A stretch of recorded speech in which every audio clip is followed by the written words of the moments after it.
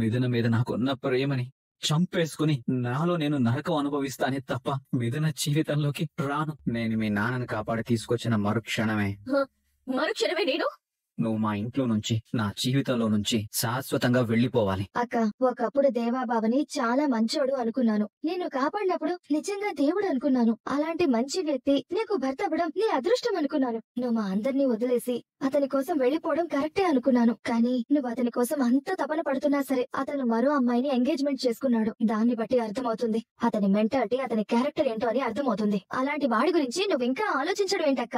Non sense. హ్యాపీగా పెళ్లి చేసుకుని లైఫ్ లాంగ్ హ్యాపీగా ఉండక్క. మిథున, దేవా కారణంగా శూన్యంలా మారిపోయిన నీ జీవితం ఇప్పుడు మళ్లీ రిషి కారణంగా వెలుగులోకి రాబోతోంది. ఆ దేవుడు నీకోసమే రిషిని పంపిస్తున్నట్టున్నాడు. నీ మనసులోని చేదు గతాన్ని చెరిపేసుకుని కొత్త జీవితాన్ని ఆనందంగా మొదలుపెట్టమ్మా. ఆ దేవుడు ప్రతి ఒక్కరికి రెండో అవకాశం ఇస్తాడు. నీ జీవితాన్ని తీర్చిదిద్దుకోవడం కోసం నిన్ను వెతుక్కుంటూ వచ్చిన అదృష్టం. ఈ అదృష్టంలో నీ జీవితాన్ని చక్కదిద్దుకోమ్మా, సరేనా? పరమేశ్వర, నువ్వు ముడివేసిన బంధమే నా జీవితం అనుకుని అడుగు పెట్టాను. కానీ ఇప్పుడు నా జీవితాన్ని నా చేతుల్లోనే లేకుండా చేసావు కదయ్యా. ఈ రూట్ లోనే మిథున వాళ్ళ ఇల్లు ఉంటుంది. ఇదేంటి ఈ రూట్ లో తీసుకెళ్తున్నాడు? రే రిషి, చెప్పరా మచ్చా? ఈ ఏరియాలో ఎవరా మీ మామయ్య? మా మామయ్య చాలా ఫేమస్ రా. ఈ ఏరియాలో మా మామయ్య పేరు తెలియని వాళ్ళంటూ ఎవ్వరు ఉండరు. మా మామయ్య పేరు చెప్తే చిన్న పిల్లలు కూడా ఇంట్రడ్రస్ చెప్తారు. ఎవరా అంత ఫేమస్ పర్సన్? మిస్టర్ హరివర్ధన్ గారు, జిల్లా జడ్జ్. ఏంటి ఆయన మీ మామయ్య? మామూలు మామయ్య కాదురా, మేనమామ. మా అమ్మకు స్వయంగా అన్నయ్య.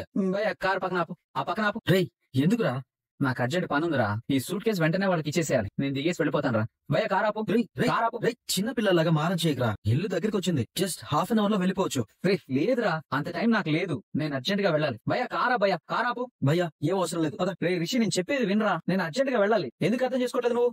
రేయ్, నువ్వు వెళ్ళడం లేట్ అయితే ఏదో ఎగ్జామ్ రాయనివ్వరు అన్నట్టు టెన్షన్ పడుతున్నావు. ఒక అర్ధగంట ఆగి సూట్ కేసు ఇస్తే ఏం కాదు గానీ కొంచెంసేపు సైలెంట్ గా ఉండు. అది కాదు మామా. రేయ్, నీకు దండం పెడతారా? నేను ఇమీడియట్ గా వెళ్ళాలి. అర్థం చేసుకోరా బాబు. కావాలంటే ఈవినింగ్ కలుద్దాం, ఓకేనా? No way. నేను చాలా ఇంపార్టెంట్ వర్క్ మీద వచ్చానని చెప్పాను కదా. ఈ టైంలో నువ్వు నా పక్క నుండి తీరాలి. That's all. అరే అది కాదు. సైలెన్స్. భయ్యా, ఆ వచ్చే రైట్ లోనే ఇల్లు. రైట్ తీసుకో. నానా, రిషి వచ్చాడు. నమస్తే మాయా. నమస్తే అత్తయ్య. నమస్కారం బాబు, ఎలా ఉన్నావు? నేను బాగున్నాను. మీరెలా ఉన్నారు? బాగున్నాను బాబు. లోపలికి రా. 1 minute మాయా.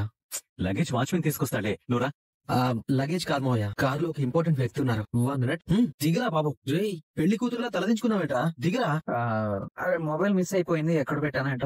రేయ్, నీకు కావాలంటే కొత్త ఫోన్ ఇప్పిస్తాను. ఇప్పుడు నువ్వు దిగు. ఆగరా, చూస్తున్నాం కదా. రేయ్, నీకు దండేసి హారతిచ్చి ఆహ్వానం పలికితే తప్ప దిగవా ఏంటి?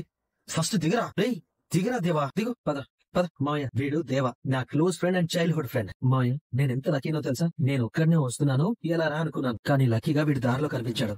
అందుకే నాకు తోడుగా తీసుకొచ్చాను. అరే దేవా, మా జడ్జి మావయ్య అని చెప్పాను కదా, ఈయనే హరివర్ధన్ గారు. రే ఇడియట్, విషయరా. నమస్తే సార్. మా అత్తయ్య లలిత గారు. నమస్తే అండి. మా బావ రాహుల్, తన భార్య త్రిపుర, మా చిన్న మరదలు అలంకృత. రిషి, సరేరా, నేను వెళ్తాను. ఎక్కడికి రా వెళ్ళేది? నేను ఆల్రెడీ నీకు ఇన్ఫార్మ్ చేశాను కదా, చాలా ఇంపార్టెంట్ వర్క్ మీద వస్తున్నానని. అది పూర్తయ్యేంత వరకు నువ్వు నాతోనే ఉండాలి. అలాగే నీకు స్పెషల్ పర్సన్ కూడా పరిచయం చేయాలి. రా. లేదురా, నాకు పని ఉంది. నేను వెళ్తాను. అసలు ఇందక్క నుంచి ఇదే పాట పాడుతున్నావు. నోరు మూసుకున్నారా? రిషి కూర్చో. కూర్చోరా. లలిత, రిషి కాఫీ తీసుకురా. అలాగేనండి. మాయా, మిథున ఇక్కడ కనిపించట్లేదు. నేను వస్తున్న విషయం మిథునకు తెలుసా? తెలుసు రిషి. అలికృత, వెళ్ళి మిథున తీసుకురా. సరే నాన్న. మాయా, చెప్పు రిషి. ఇందాక నుంచి గమనిస్తున్నాను. నాకు విషయం చాలా ఆశ్చర్యంగా అనిపిస్తుంది. ఏంటది?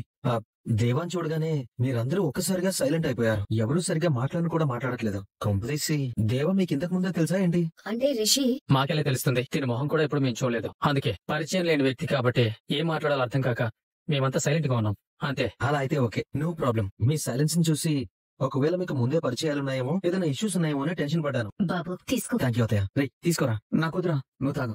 రేయ్, నువ్వేంట్రా ఎంత మొహమాటస్తులా ఉన్నావు? చూడు, నువ్వు నా ఫ్రెండ్వి. మా మామయ్య వాళ్ళు నాకెంతో, నీకు అంతే. ఈ ఇంట్లో నేనెంతో, నువ్వు అంతే. చెప్పాలంటే మా మామయ్య వాళ్ళకి మన ఇద్దరం ఒకటే. అందుకని నువ్వు అస్సలు మొహమాట పడుకో. తీసుకో. రేయ్, నీ కాఫీ ఇచ్చింది తాగమని, పట్టుకోమని కాదు. తాగు. Gorgeous. Wow, what a beauty. దేవలోకం నుంచి దిగొస్తున్న దేవకన్యలా ఉంది. కూర్చోమా. హాయ్ మిథున. హాయ్. ఏంటి మెడ పట్టేసిందా? Sorry, just joking. అంటే తల కూడా పైకెత్తట్లేదు కదా, అందుకే అడిగాను. అంటే ఈ జనరేషన్ అమ్మాయివి, పైగా నువ్వు అమెరికాలో చదువుకుని వచ్చావు. ఇంత సిగ్గైతే ఎలా మిథున? ఇన్ని సంవత్సరాల తర్వాత నేను నీకోసం అమెరికా నుంచి వచ్చాను. ఒక్కసారి తలెత్తి నన్ను చూస్తే నేను తరిస్తాను. నా జన్మ ధన్యం అయిపోయింది. మిథున, అబ్బాయిని చూడు. అమ్మయ్యా, ఆ సిగ్గుతో ఈ రోజు తలెత్తి చూస్తావో లేదో అనుకున్నాను. మొత్తానికి తలెత్తి చూసావు. I'm so lucky. మిథున, నేనెప్పుడో హై స్కూల్ టైంలో చూశాను, మళ్ళీ ఇప్పుడు చూశాను. దిష్టి తగులుతుంది. అయినా సరే చెప్పకుండా ఉండలేకపోతున్నాను. నిజంగానే నువ్వు ఏంజెల్లా ఉన్నావు. మిథున, నీకు దేవ ముందే తెలుసా? ఓ, ఎవరైతే నన్ను చూస్తున్నావా? He's my childhood friend. LKG నుంచి ఇంటర్ వరకు మేమిద్దరం కలిసి చదువుకున్నాం. నీకు విషయం తెలుసా? నేను జస్ట్ యావరేజ్ స్టూడెంట్ ని, కానీ దేవ మాత్రం 10th లోనో ఇంటర్ లోనో స్టేట్ ర్యాంకర్. చదువులో వీటి టాలెంట్ చూసి ఏ సైంటిస్టో ఐఏఎస్ అవుతాడని మేమందరం అనుకున్నాం. కానీ కార్ మెకానిక్ షిట్ పెట్టి నాకే షాక్ ఇచ్చాడు. రిషి, అనవసరమైన విషయాలని మాట్లాడుకోవడం ఎందుకు చెప్పు.